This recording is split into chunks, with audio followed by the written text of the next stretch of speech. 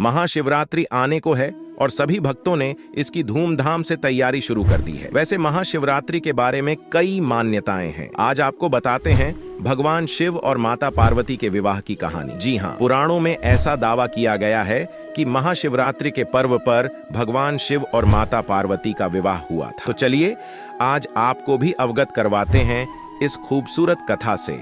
माता पार्वती भगवान शिव से विवाह करने की इच्छुक थीं। सभी देवता गण भी इसी मत के थे कि पर्वतराज कन्या पार्वती का विवाह शिव से होना चाहिए। देवताओं ने कंदर्प को पार्वती की मद्द करने के लिए भेजा, लेकिन शिव ने उन्हें अपनी तीसरी आंख से भस्म कर दिया। अब पार्वती ने तो ठान लिया था कि वो विवाह करेंगी तो सिर्फ भोलेनाथ से। शिव को अपना वर बनाने के लिए माता पार्वती ने बहुत कठोर तपस्या शुरू कर दी। उनकी तपस्या के चलते सभी जगह हाहाकार मच गया। बड़े बड़े पर्वतों की नींव डगमगाने लगी। ये देख भोले बाबा ने अपनी आंख खोली और पार्वती से आह्वान किया कि वो किसी समृद्ध राजकुमार से शादी करें। शिव ने इस बात पर भी जोर दिया कि एक तपस्वी के साथ रहना आसान नहीं, लेकिन माता पार्वती तो अडिग थी। उन्होंने साफ कर दिया था कि वो विवाह सिर्फ भगवान शिव से ही करेंगी। अब पार्वती की ये जिद देख भोलेनाथ पिघल गए और उनसे विवाह करने के लिए राजी हो गए। शिव को लगा कि पार्वती उन्हीं की तरह हठी है, इसलिए ये जोड़ी अच्छी बनेगी। अब शादी की तैयारी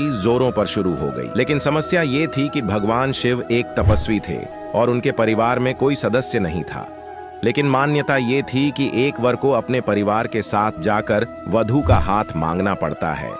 अब ऐसी परिस्थिति में भगवान शिव ने अपने साथ डाकिनियां, भूत प्रेत और चुड़ैलों को साथ ले जाने का निर्णय किया। तपस्वी होने के चलते शिव इस बात से अवगत नहीं थे कि विवाह के लिए किस प्रकार से तैयार हुआ जाता है, तो उनके डाकिनियों और चुड़ैलों ने उनको भस्म से सजा दिया और हड्डियों की माला पहना दी। जब ये अनोखी बारात पार्वती के द्वार पहुंची, सभी देवता हैरान रह गए। वहां खड़ी महिलाएं भी डर कर भाग गई। भगवान शिव को इस विचित्र रूप में पार्वती की मां स्वीकार नहीं कर पाई और उन्होंने अपनी बेटी का हाथ देने से मना कर दिया।